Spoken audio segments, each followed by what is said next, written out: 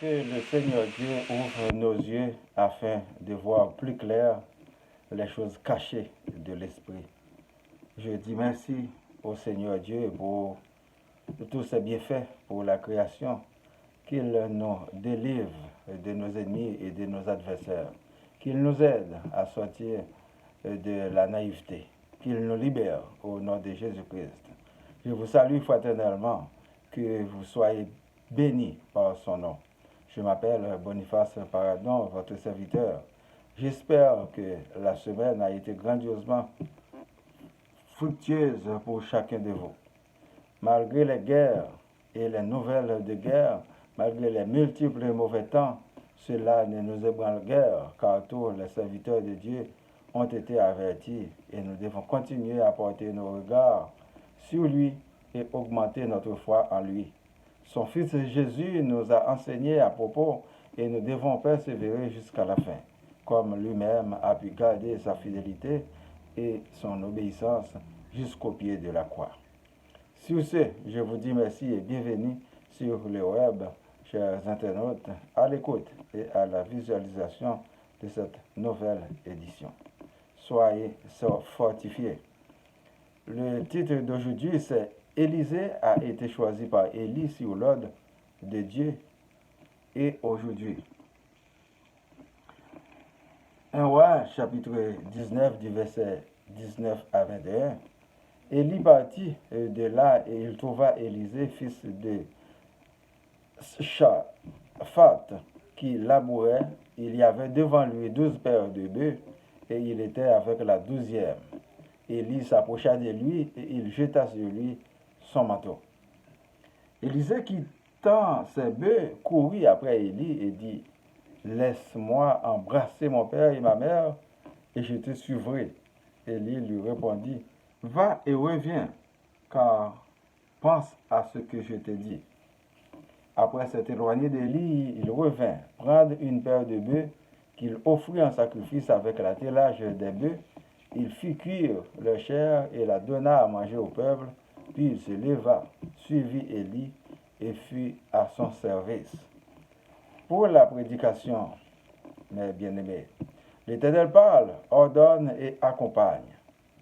On a pu remarquer, d'après les versets bibliques, qu'après l'annonce d'Élie à Élisée, ce dernier est parti embrasser son père et sa mère, a offert un sacrifice à l'Éternel et a suivi Élie.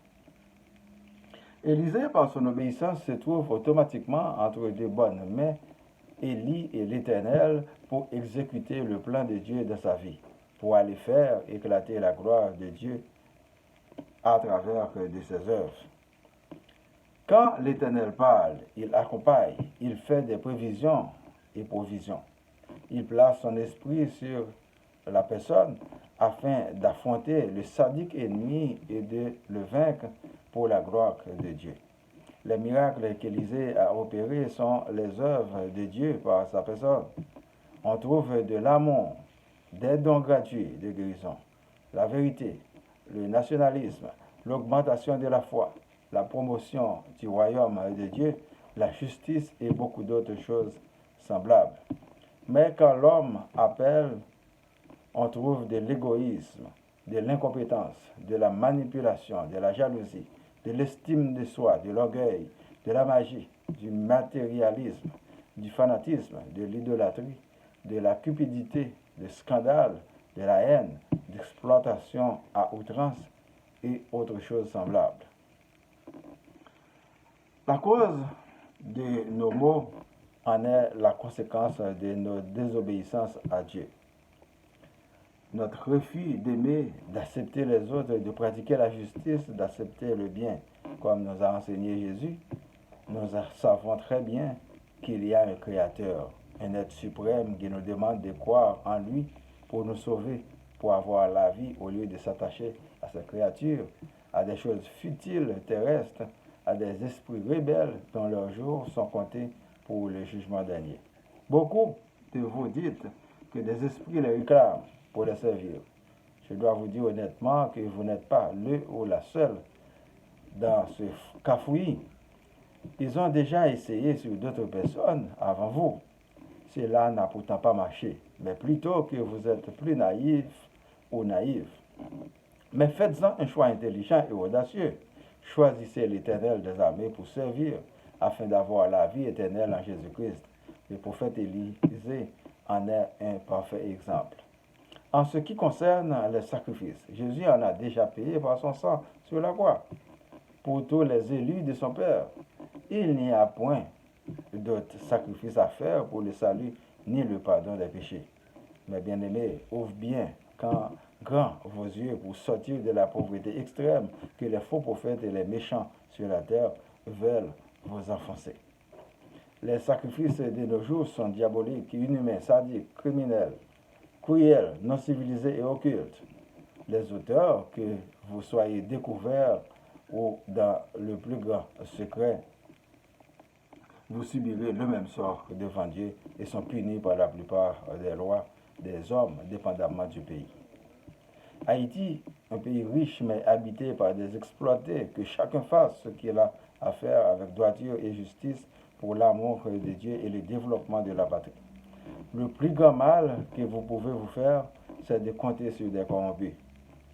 Servez-vous de la recette de ces sacrifices et de ces offrandes pour éduquer vos enfants, pour prendre soin de votre famille, aider les démunis et les gens vulnérables dans la société. Participez-vous intelligemment au développement de votre quartier, de votre ville, de votre pays.